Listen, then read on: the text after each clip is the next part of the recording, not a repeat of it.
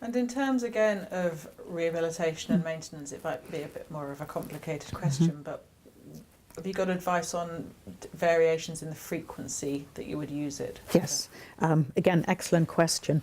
What we're looking to achieve through this body-to-brain feedback, brain-body, body-brain, is essentially a constant stimulus that will create a new motor or movement pathway that will then become a normal or accepted pathway in the brain. So again, it becomes an unconscious, if you like, movement.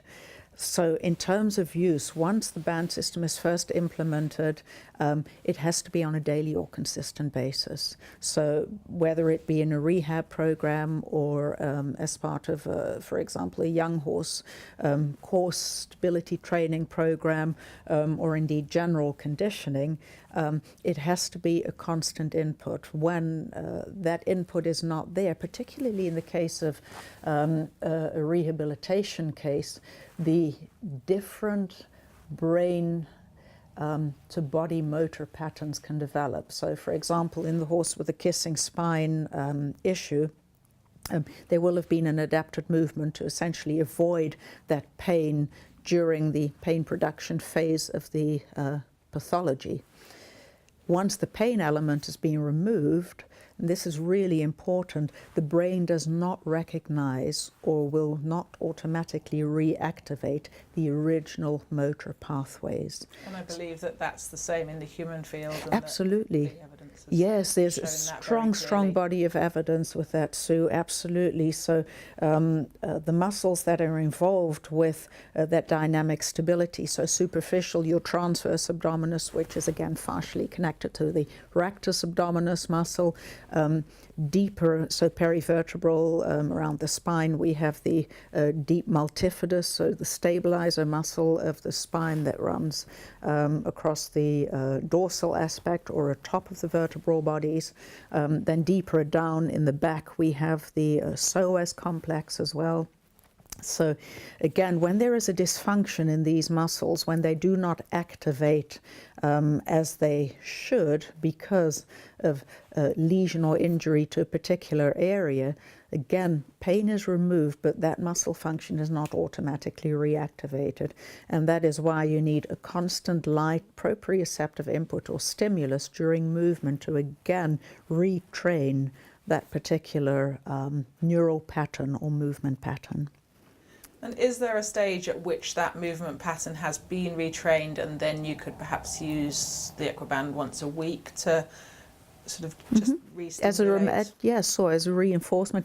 Absolutely. So in movement retraining or neural pattern programming, it is individual dependent, but essentially 3 to 4 weeks will see an integration of that motor pattern into normal movement, or it becomes an automatic pattern. So as a suggestion, the band system would be used daily for 3 to 4 weeks, and then from there on start to play with intervals. So for example, 2 days on, a day off, which then turns into 1 day on, 2 days off.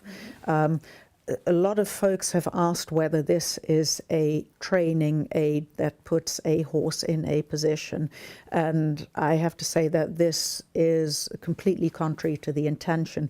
What we want to do here is, through stimulus, rebuild that motor pathway so that movement output, that retraining in the brain. So the idea really is that over time its use becomes less frequent, but it's up to the rider or indeed the clinician or therapist in the therapeutic setting to recognize whether that motor pattern is holding.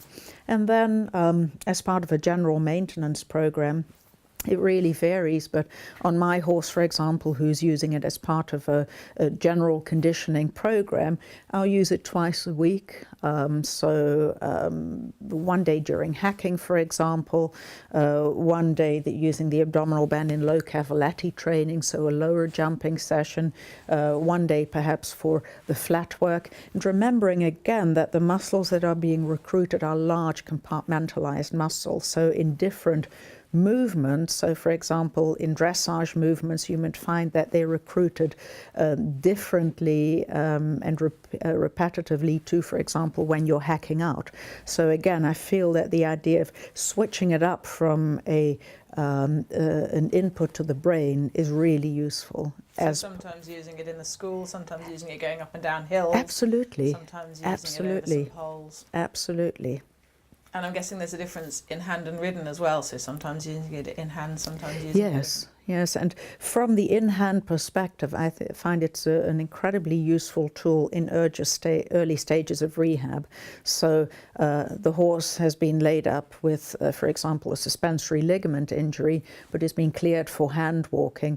Ideally, during that in the stable rehab time, a program of ground activation exercises has already been introduced, but once the movement retraining starts, so in hand, it's an ideal time to introduce the system because you're getting the core activation, but you're not loading the structures that have been affected by the lesion.